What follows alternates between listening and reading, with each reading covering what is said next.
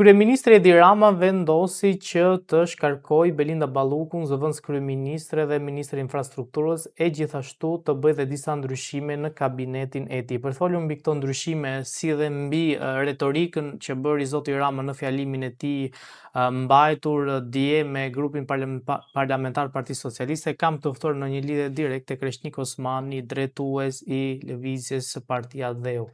Kreshnik, faleminderit shumë për intervistën. Faleminderit ju për ftesën.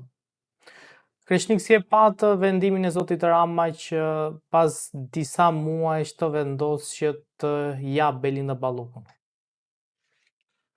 Nuk e ka dhënë Belinda Ballukun, ka bërë sikur e ka dhënë në një tentativë të tij për të shkarkuar tensionin brenda në Shqipëri, si tentativë e tij për të dhënë një mesazh europianëve dhe si tentativë e tij për të dhënë një mesazh amerikanëve, sepse presioni ndaj tij në kohën e fundit ka qenë i jashtëzakonshëm edhe nga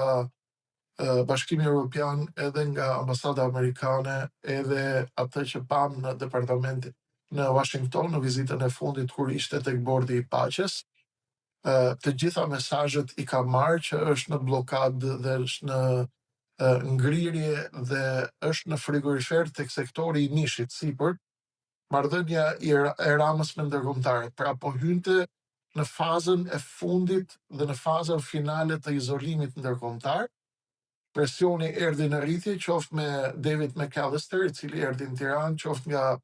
shumë europarlamentarë, nga Bashkimi Evropian, por edhe nga Shtetet e Bashkuara të Amerikës, të cilët të quan një mesazh të frikshëm që e ka tronditur Edi Ramën nga themelet përpara 2-3 ditësh, me mesazhin indirekt të koduar për Ramën, me përmendjen e disa lokaleve në Tiranë, ku shtetasit amerikan nuk do të shkojnë. Rama i mori kodet dhe e di shumë mirë që ai tashmë është i ekspozuar dhe i akuzuar drejt për së drejti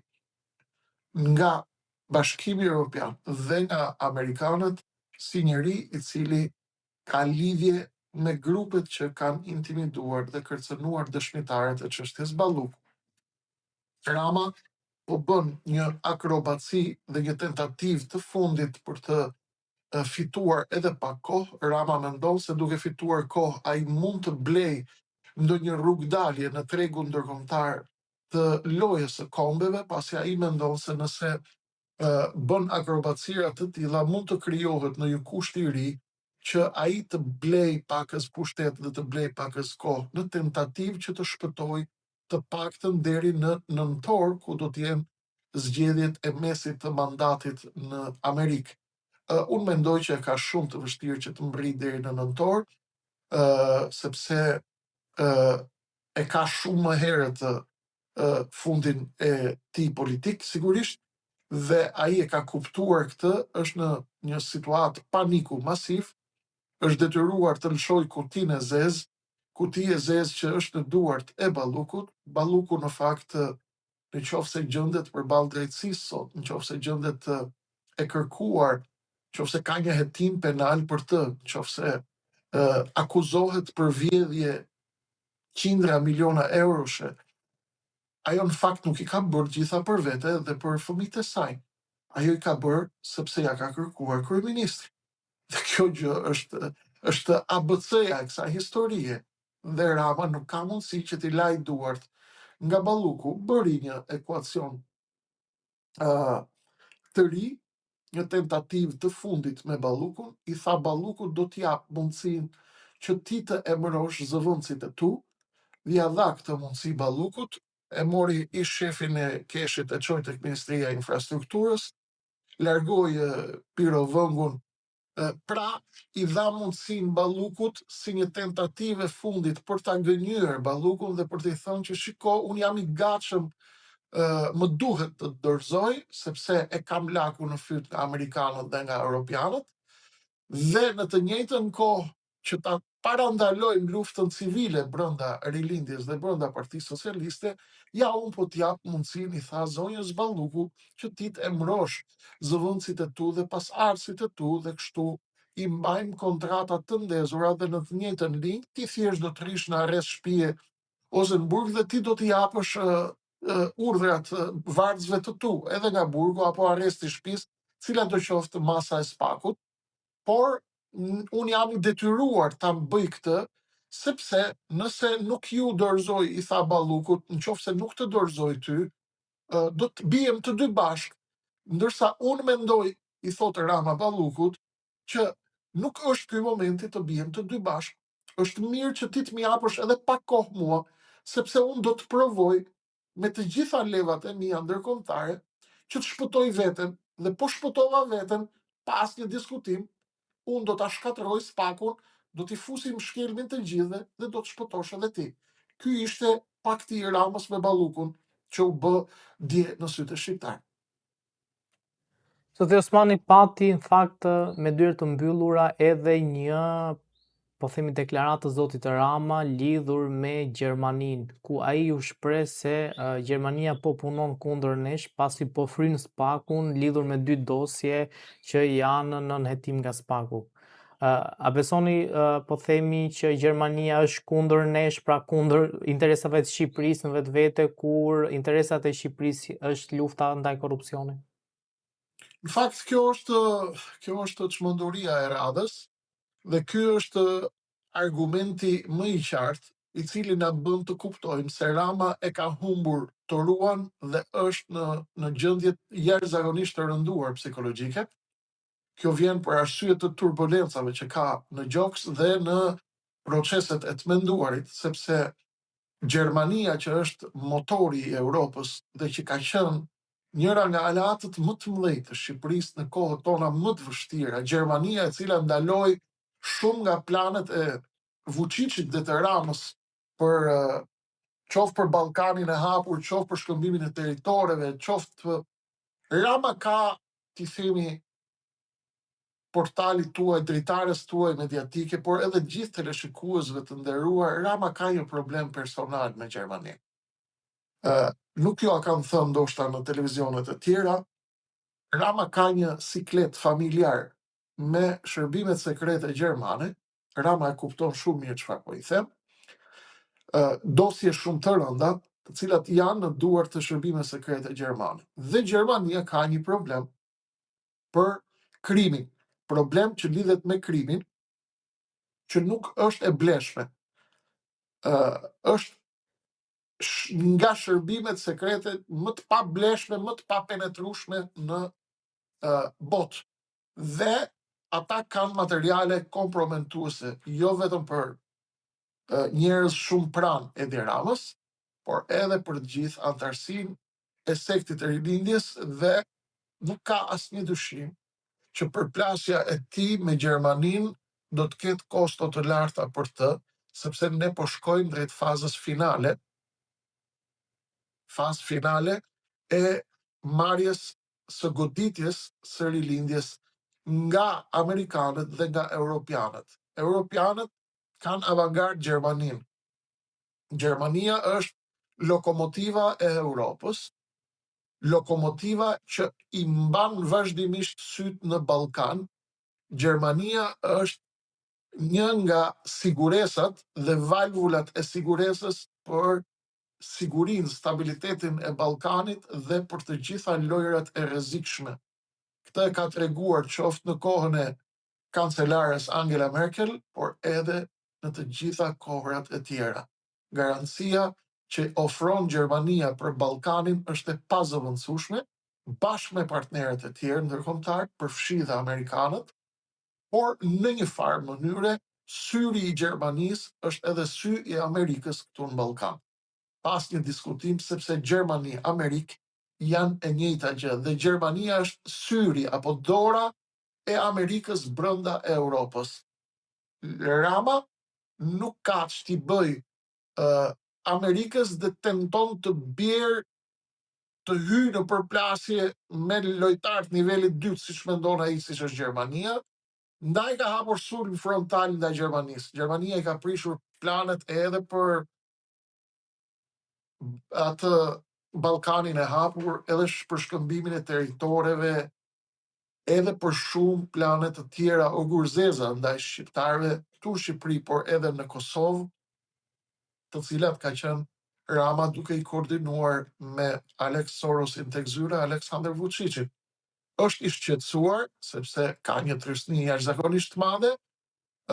nuk shkon dot në konfrontim të drejtë për drejtë me amerikanët, edhe pse ka bërë kur i shpall luftë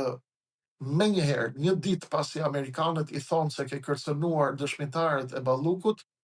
del dhe i sfidon. Do të thotë që ka humbur qetësinë. Qetësia humbet në një nga dy rastet. Ose kur je në fund të pushtetit dhe të shkërmoqur e gjitha, ose je në paradhomat e rënjes dhe ai e ka të qartë që nuk ka më asnjë mundësi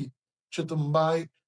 në këmbë ndërtesën e vjetër dhe të kalbur tashmë të rilindjes, ndaj ka shpallur luftë edhe Gjermanisë, për t'i treguar gjermanëve dhe europianëve që shiko se unë jam lojtar i një niveli tjetër tani, unë kam qenë në bordin e paqes, pavarësisht se u përmend vetëm mbiemri, unë kam qenë në Kneset në Izrael, unë kam marrë medalje nga Ben Zayedi në Emiratet e Bashkuara Arabe, janë tentativat dhe klismat e tij të fundit dhe do të shikoni në të ardhmen sa më shumë të rritet presioni dhe sa më shumë të afrohet data e skadencës së Edi Ramës dhe të rilindjes, aq më e rënduar do të jetë dhe gjendja e tij psikologjike dhe ai shquhet për këto rrëshqitje të mëdha nervore, shquhet për këto puntata të vështira të skizofrenisë politike dhe mendoj që gjendja e tij e rënduar do të sjell kumbulla të tjera të tharta për të gjithë shqiptarët fatkeqësisht në ditët dhe në javët në vijim. Zoti Osmani, përpos Belinda Ballukut, zoti Rama shkarkoi dhe Elisa Spiropalin, e cila ditën e sotme pati një reagim në rrjetin e saj në Facebook, ku në fakt ishte edhe një mesazh i koduar ndoshta për Ramën, ku thot politika nuk është pronë, postet janë kalimtare, dinjiteti jo. A besoni që ka filluar një luftë mes Partisë Socialiste? Unë në fakt e kam njoftuar edhe tek ju, edhe tek kanali im në YouTube ku shpjegoj çdo natë, ka nisur luftë civile brenda Partisë Socialiste dhe brenda vetë antarësisë së sektit të rilindjes, sepse shqiptarët duhet ta ndajnë, rilindja është sekt dhe socialistët nuk janë të gjithë të ngjashëm me antarësinë e sektit të rilindjes. Ekzekutimi politik i Elisa Spiropalit ishte paralajmëruar nga Edi Rama, kur para pak javësh ai foli dhe cilësoi Ministrinë e Jashtme si një qenef të madh ku dëgjohet vetëm zhurma e shkarkimit të bides. E ka thënë Rama këtë, nuk po e thot Kreshniku,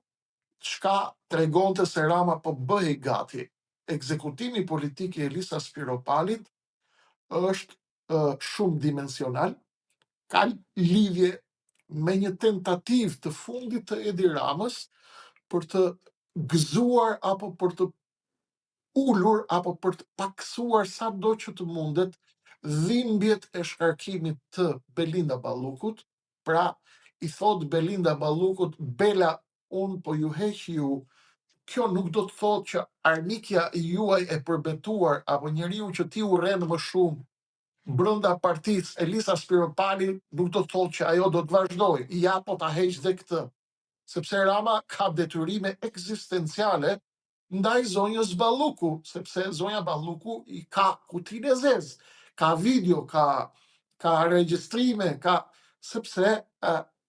ajo e ka ditur që do t'i vi dita që të vi në momentin e gjyshit të saj, Beqir Ballukut. Ajo e ka ditur sepse ajo e ka të trashëguar në genin e saj familjar dhe në rrjedhën logjike të politikbërjes së gjyshit të saj, e ka të trashëguar manualin se si funksionon Partia e Punës. Këta janë trashëgimtarët e Partisë së Punës dhe këta e kanë manual që sa më shumë e rrisin dikë, i vjen momenti kur rriten, e bëjnë kurban dhe vjen ora e ekzekutimit. Ajo e dinte që Palloshi kishte përgatitur shumë për të ndaj dhe kur komunikonte me Berberin, me varësit e saj, thonte do flas me Palloshin, ose do flas me atë që i fillon emri me K, se nuk për arsye etike nuk po e përmendim, ati që I fillon emri me K, pra do takoj Kën, do takoj Palloshin, do takoj atë të gjatin, dhe kur sheh këtë mënyrë të komunikimit të zonjës Balluku me varësit e saj hajdut, ti e kupton se çfarë konsideratash sheh ajo për Palloshin në subkonsciencën e saj. Dhe përveç termave të cilat na përballin në mënyrë direkte apo indirekte me standardin kulturor të antarësisë së sektit, ky është dimension që mund të jetë privat, apo jeta e tyre private, jeta e tyre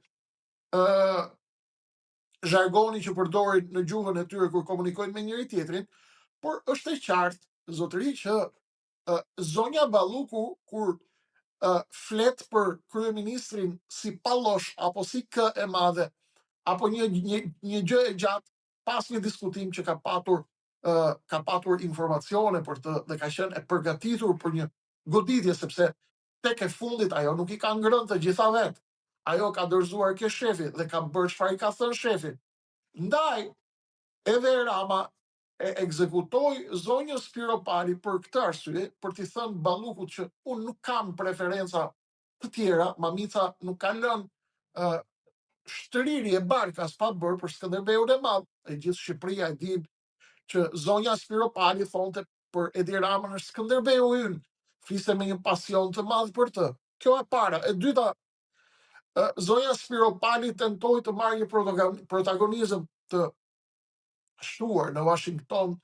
tentoi të marrë ndonjë pozë që nuk I pëlqen antarësisë së Tiranës, çka ke Rama pa diskutim ka çuar mesazhin se Spiropali është duke u bërë gati të ketë një trampolin për të shkuar në krye të Partisë Socialiste pas Edi Ramës, në Partinë Socialiste dhe në rilindje, tek sekti I rilindjes. Tashmë janë bërë gati të gjitha garnizonët, pavarësisht se po lëvizin dhe po I bëjnë pushkatimin njëri tjetrit me silenciator, që të mos dalë zhurma. Ata që I njohin armët silencioze e din shumë mirë që ata kanë nisur të shtinë kundër njëri tjetrit, sepse e din që Edi Rama do të largohet shumë shpejt, dhe ka nisur një betejë e përgjakshme brenda Partisë Socialiste, veçanërisht pas brenda sektit të rilindjes, për të ekzekutuar të çdo rival që mund të vijë nesër pas Edi Ramës. Protagonizmi I tepruar I zonjës Spiropali edhe në vizitën e fundit në Prishtinë, takimi me zonjën Osmani, këto pozat me pompozitet të lartë nuk ishin gjë tjetër përveç se një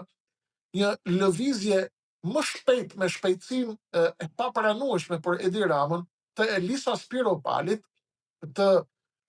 këtij personazhi I cili është ngjitur në majë të karrierës me metoda të pista, të ulta, të ngjashme me ato të kolegeve të saj, por pa diskutim që sa më shumë të tentosh të ngritesh, të ngjitesh sa më shumë të afrohesh pushtetit, thot Nicola Machiavelli, dhe ata janë machiavellistë të lindur, sa më shumë të afrohesh majës pushtetit, aq më pranë vdekjes je. Ndaj ajo e ekzekutua politikisht për të eliminuar paktën në këtë moment çdo lloj mendimi brenda Partisë Socialiste se fundi I Ramës po vjen. Dhe nga ana tjetër, pas një diskutim ka dhe një dimension tjetër, ekzekutimi I Spiropalit, që është ekzekutimi politik I antarit të fundit të çerdhes së mjaftit, e cila kryesohej nga Velia, Mazniku, Fuga e gjithë me radhë, të cilët ishin garda e politikës së Ramës, dhe tashmë me eliminimin e të gjithë atyre, edhe eliminimi politik I Elisa Spiropalit vjen në kuadër të tentativës së Ramës për të shpëtuar dhe për të shkulur nga shpatulla e tij çdo lloj tatuazhi politik I cili lidhet me ishmjaftistët e Sorosit dhe me gjithë njerëzit pranë Erion Veliet. Zoti Osmani, faleminderit shumë për intervistën.